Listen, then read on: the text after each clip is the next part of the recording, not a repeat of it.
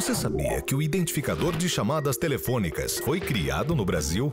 E que a injeção eletrônica Flex Fuel, que opera motores tanto com etanol quanto gasolina, também foi desenvolvida em nosso país? Se somos mundialmente respeitados, por que comprar produtos importados? Compre produtos fabricados no Brasil. O mercado interno cresce, sua empresa agradece, seu emprego permanece. Uma campanha do Sindicato da Micro e Pequena Indústria do Estado de São Paulo.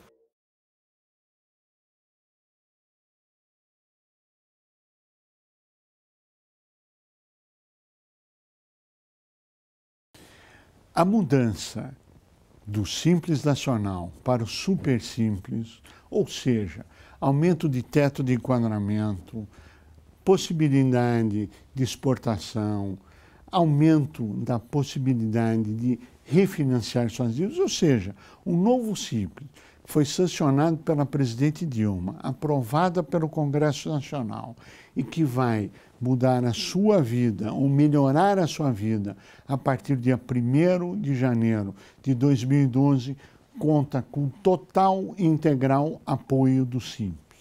É claro que não é a solução de todos os problemas, mas foi um grande avanço na direção e apoio da micro e pequena empresa.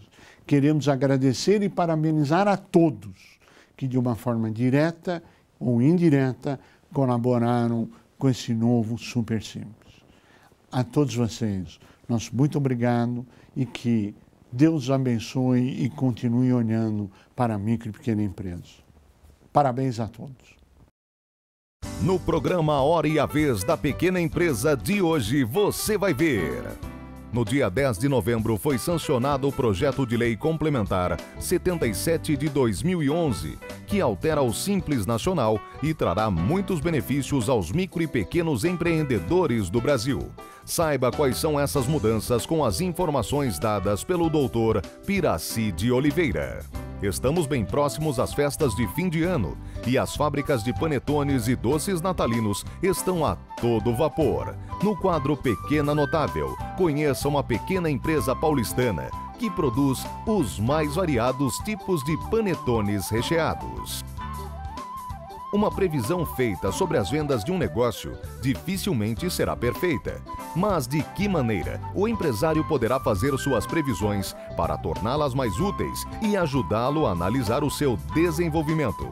Saiba como fazer com as dicas do professor Carlos Loures. E ainda, confira uma entrevista exclusiva com o diretor de licenciamento da CETESB, Geraldo do Amaral.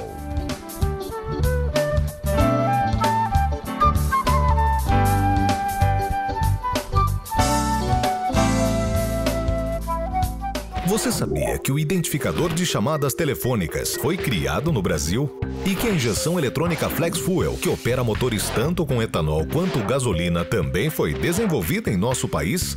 Se somos mundialmente respeitados, por que comprar produtos importados? Compre produtos fabricados no Brasil. O mercado interno cresce, sua empresa agradece, seu emprego permanece.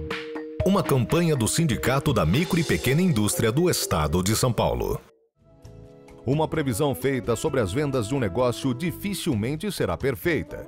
Mas de que maneira o empresário poderá fazer suas previsões para torná-las mais úteis e ajudá-lo a analisar o seu desenvolvimento? Bom, uma microempresa, se você comparar com negócios maiores, uma das grandes desvantagens é o fato dela ter menos recursos financeiros e menos recursos de pessoal. E, portanto, se eu fizer boas previsões de venda, sendo um pequeno empreendedor, eu vou ter menos desperdício de recursos, né? Uma empresa grande pode ter mais gordura para queimar. Um pequeno empreendedor muitas vezes não tem essa gordura. Fazer uma previsão errada pode significar perda de dinheiro ao longo de um período de tempo. O empreendedor deve concentrar-se em criar métodos de gestão, reavaliação e de modificação dos processos conforme as condições mudem. Por exemplo, o empreendedor pode ter uma previsão dele, baseado na experiência dele do negócio, mas digamos que ele também, dentro da empresa, ele tem uma equipe lá com 3 vendedores. Então ele pode usar uma visão dos vendedores que estão na rua todo dia, que estão lá na ponta, né, em contato com o cliente, e a visão do empreendedor, para se chegar a um número, né? Quer dizer, isso facilitaria a previsão, tornaria a previsão mais próxima da realidade. É importante que o empresário faça uma revisão das previsões regularmente. O ideal do empreendedor para fazer um planejamento de fato, né, quer dizer, que ele não fique refém de situações só de curto prazo, é que ele faça um planejamento anual.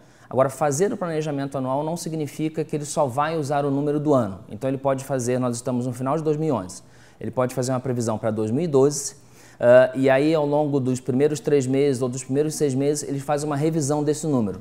Além disso, o empreendedor deverá usufruir de um modelo de projeção consistente que já tenha apresentado um resultado positivo. Então, ele pode recorrer a vários meios que a gente tem hoje em dia que são, inclusive, gratuitos, né? Então, digamos que ele trabalhe na área automobilística, ele forneça algum tipo de peça para uma montadora. Você tem dados da Anfávia publicados, né? Você tem o anuário da Anfávia, onde você pode acompanhar vendas de veículos por determinada montadora, o que permite que ele consulte uma informação que vai servir de base para a previsão de vendas, que é uma informação barata, né?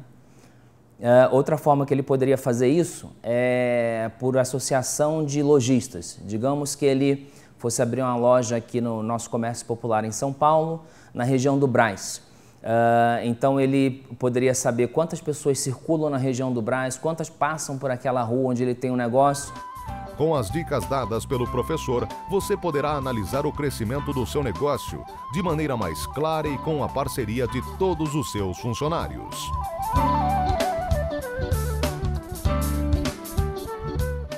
No dia 10 de novembro, a presidente Dilma Rousseff sancionou o projeto de lei complementar 77 de 2011, que altera o Simples Nacional.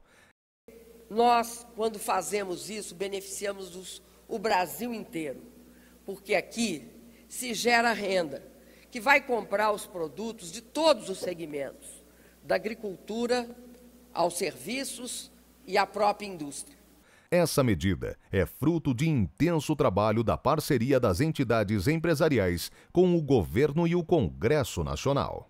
A primeira grande alteração foi a simplificação, a desburocratização relativas à baixa de empresas do Simples.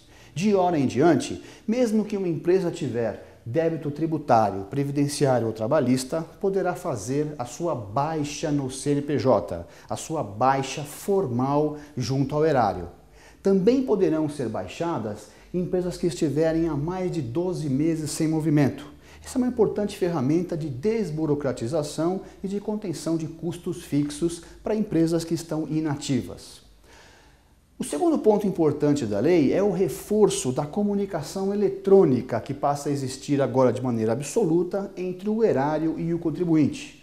Situações como notificações e intimações, bem como ciência de atos administrativos, deixam de ser publicados no Diário Oficial para passar a acontecer por meio digital, com acesso pela certificação eletrônica. Muito bem, cria-se pela primeira vez a possibilidade de parcelamento de indébitos fiscais do Simples em até 60 meses.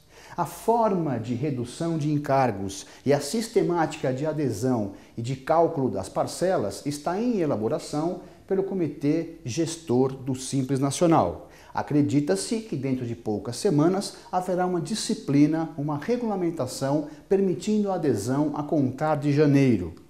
Muito bem, os novos limites de adesão ao Simples saltaram a microempresa para R$ 360 mil anuais e as empresas do Simples para 3 milhões e 600. O cálculo anterior era 2 milhões e 400, portanto houve um incremento de 50%.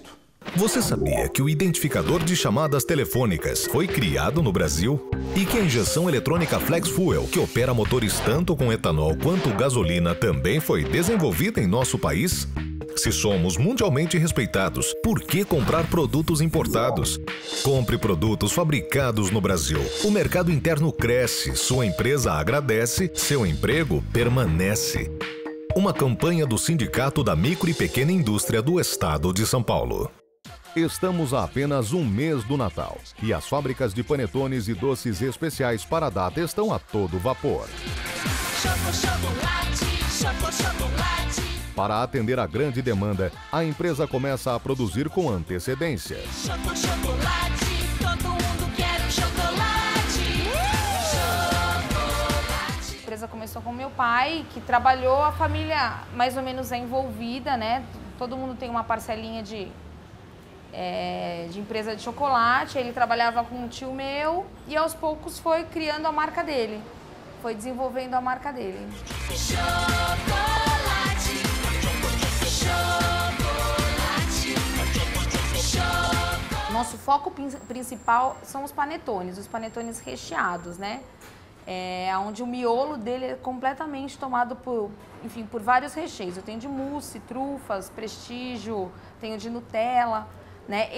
Esse hoje é o nosso foco. Mas a gente tem toda uma diversidade de embalagens, de lembrancinhas, enfim, mas tudo voltado com o chocolate dentro. Durante o restante do ano, a empresa produz os mais variados tipos de doces e chocolates.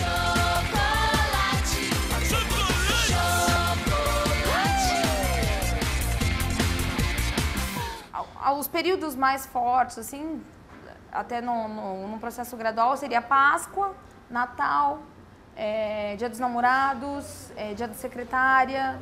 Essas são as datas muito fortes, assim, né? Que são as que realmente mantêm o nosso decorrer do ano. Mas como a gente tem uma outra linha de doce voltada para eventos, essa também é uma linha que também segura bastante o nosso decorrer do ano.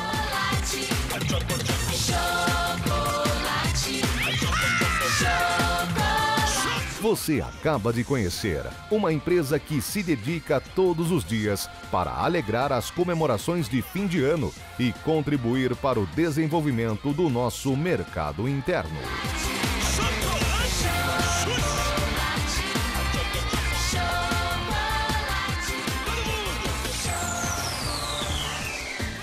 Confira agora a mais uma entrevista no programa A Hora e a Vez da Pequena Empresa. Todos nós falamos de meio ambiente, todos nós queremos a preservação do meio ambiente e todos nós lutamos pela preservação do meio ambiente. Mas no dia a dia operacional das empresas é que surgem os grandes desafios. Exatamente para falarmos sobre esses desafios, sobre os desafios presentes, os desafios futuros, é que o nosso convidado de hoje, o Dr. Geraldo Amaral Filho, diretor de licenciamento da CETESB, é o nosso entrevistado de hoje. É um prazer tê-lo conosco. Prazer é nosso.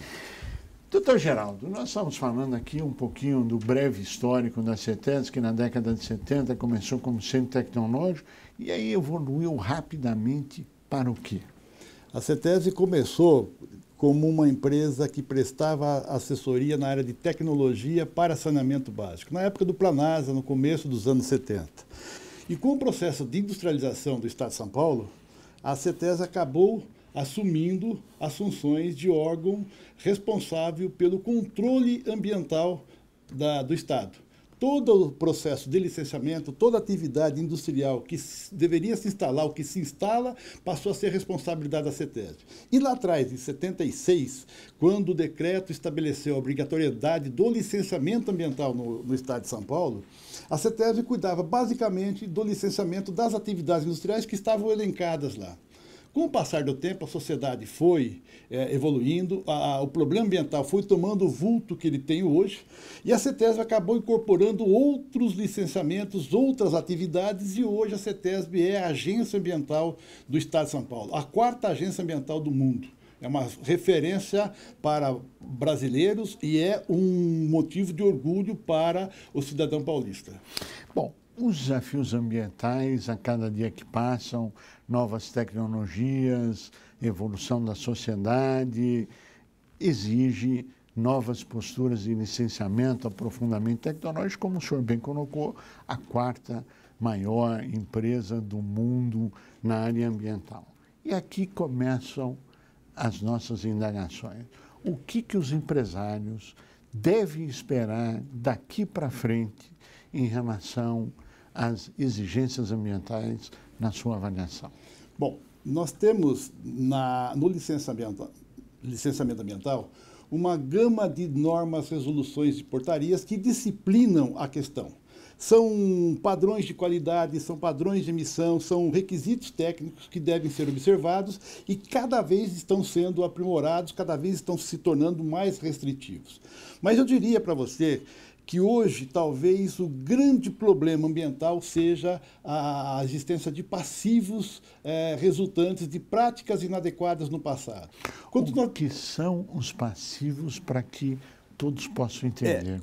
Quando nós dizemos práticas ambientais inadequadas, não significa dizer que você não tinha, faziam alguma coisa errada. Significa que você não tinha conhecimento, você não tinha tecnologia, ou você não tinha informação para aquilo que você estava fazendo. Com o passar do tempo, você começa a conhecer isso, você aprofunda o estudo, você aprimora o conhecimento e você verifica que aquilo que você fez lá atrás estava errado. E ao ter feito aquilo, você deixou algo mal feito lá atrás.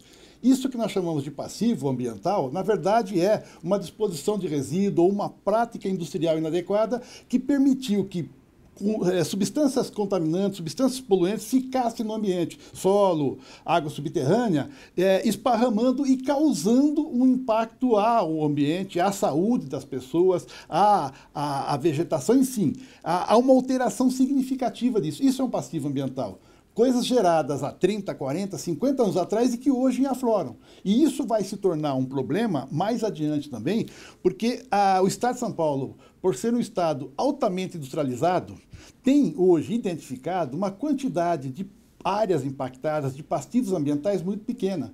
Nós temos hoje regulamentadas ou registradas 3.675 passivos em carteira, digamos assim, né? no cadastro da CETESB. Isso pode ser acessado, é público, está no site da CETESB. Quem quiser saber onde está, como está, é só acessar o site da CETESB que vai encontrar a informação. A CETESB tem uma ação totalmente transparente com relação a isso e ela publica isso anualmente. Tá. Mas esse número, perto do parque industrial, é muito pequeno.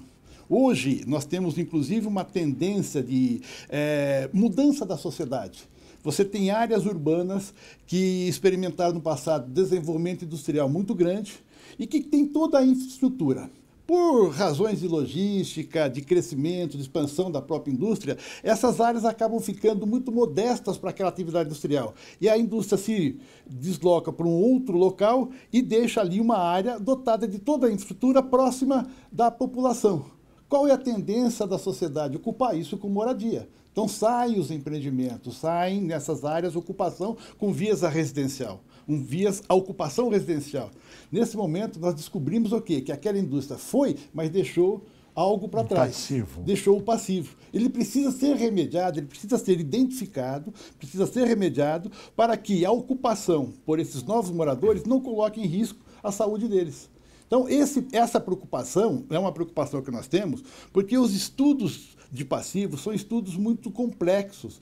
Você identificar um problema lá no subsolo é algo que você não tem uma visão direta, você tem que ir utilizando de meios científicos e não, quase que uma experimentação para poder fazer o diagnóstico. Claro. Então, é quase que um método de tentativa e erro, que você vai aproximando até que você consiga entender exatamente o problema. E isso leva tempo, isso custa dinheiro. E mais, os processos de remediação são aplicáveis a cada caso. Eu não tenho uma receita de bolo pronta que diga, ó, faça isso que vai funcionar. Não, eu tenho que conhecer o caso. E isso significa que essa remediação pode se arrastar durante anos para que você consiga recuperar o estágio original. Então, nós dizemos que a preocupação do Estado de São Paulo, e deve ser a preocupação de todo empresário, os passivos ambientais, porque quando nós olhamos para o cadastro com essa quantidade de passivos já identificados e olhamos o parque industrial, nós verificamos que há muita coisa ainda por ser descoberta. E corrobora essa nossa tese a olhar os países mais industrializados, que já têm programas de investigação de passivo, um programa para agir sobre essas áreas, onde esses números são muito mais expressivos que os nossos. Já que o senhor abordou o tema internacional, tem uma pergunta que não quer calar. O Parque Fabril brasileiro, ele é obrigado a concorrer com o resto do mundo. E nós sabemos, é público e notório, que existem países fora da OMC que colocam seus produtos aqui, mas que elas primam por algumas coisas absolutamente inaceitáveis, que nenhum de nós defende, nenhum de nós quer. Por exemplo, nenhuma obediência ao meio ambiente, pelo contrário, uma degradação total, trabalho escravo, trabalho infantil, etc. Muito bem.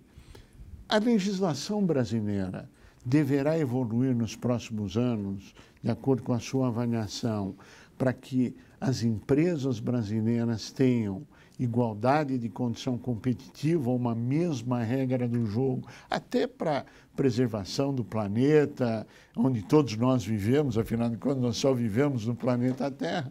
Então, qual a sua avaliação disso? Qual a sua visão do futuro e essa condição concorrencial?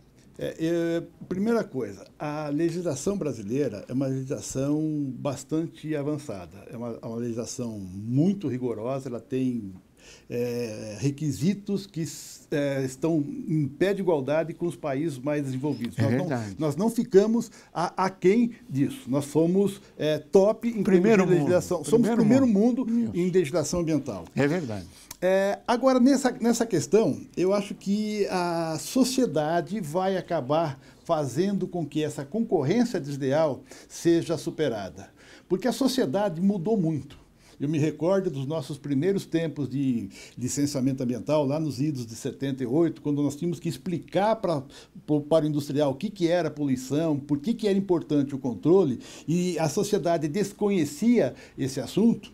E hoje a sociedade cobra a preservação ambiental. A sociedade está buscando caminhos para que a sustentabilidade seja a tônica dos processos.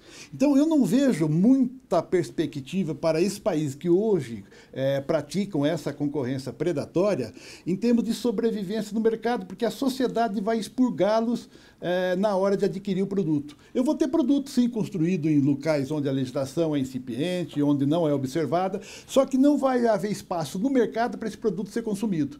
Eu acho que o empresário brasileiro hoje, que segue a risca da legislação ambiental, que tem os seus custos um pouco mais elevados do que os concorrentes que não observam, vão ter, num futuro próximo, algumas vantagens que essas pessoas não vão ter. Que esses maus empresários de outros países onde a legislação não é incipiente não vão conseguir sobreviver porque a sociedade vai cobrar deles uma mudança de postura. E, ao fazer isso, eles não terão tempo para se adaptar a essas regras. Eles não serão players no mercado capazes de suportar isso que o empresariado brasileiro já está se adequando e se preparando para enfrentar. É uma visão muito boa e tomara que esteja certo. Estaremos torcendo e trabalhando até na conscientização da sociedade para que realmente compre produtos fabricados no Brasil, mercado interno cresce, a empresa agradece e seu emprego permanece. Né? Ou seja, regras do OMC. E com certeza a certificação ambiental ela já é uma realidade. Hoje você encontra muitos produtos certificados e que na hora de escolher o cidadão ou o consumidor opta por isso, porque ele sabe que por trás daquilo, além da garantia do produto, tem uma filosofia que vai garantir a perpetuação das outras espécies. Os nossos que é netos, fundamental. Que é fundamental. É fundamental para todos. Se nós queremos crescer, nós temos que crescer com sustentabilidade. E eu acho que o Brasil tem muito para explorar nisso daí. Bom, nós infelizmente chegamos ao final do nosso tempo e eu pediria as suas considerações finais. Bom, é um prazer estar aqui com você, com os seus telespectadores, e com mensagem final. A CETESB é uma empresa de tecnologia. Às vezes a sociedade acha que a CETESB está trabalhando muito devagar. Mas não, a CETESB ela continua trabalhando dentro do critério de seriedade e competência que o conhecimento tecnológico existe. Não dá para você trabalhar com tecnologia, colocando em risco a saúde das pessoas, a questão ambiental, de afogadilho. Às vezes, a tomada de uma decisão que significa um impacto para um empreendedor, para um industrial, ela foi maturada dentro do sistema para que a solução seja a melhor possível. Isso não significa que nós estamos protelando uma tomada de decisão. Isso significa que nós estamos tomando a melhor decisão possível para a sociedade. A CETESB é uma empresa do Estado que trabalha para a sociedade. E em função da sociedade que a CETESB sobrevive. E é a ela que nós temos que prestar contas e é a ela que nós estamos trabalhando. Então, nós temos certeza que no futuro nós teremos o Estado de São Paulo numa melhor condição, porque a sociedade cobrou, a CETESB agiu e nossos filhos, nossos netos poderão usufruir de um ambiente saudável, como rega a própria Constituição. Claro. Geraldo Amaral Filho, nós queremos agradecer muito a sua participação, a sua contribuição, a sua visão de presente e de futuro, e te desejando muito sucesso na diretoria de licenciamento ambiental da CETESB, porque o seu sucesso é o sucesso de todos nós. A você que esteve conosco até agora, o nosso mais profundo agradecimento, com a certeza que estaremos juntos na semana que vem. Até lá! Você sabia que o identificador de chamadas telefônicas foi criado no Brasil? E que a injeção eletrônica Flex Fuel, que opera motores tanto com etanol quanto gasolina, também foi desenvolvida em nosso país? Se somos mundialmente respeitados, por que comprar produtos importados?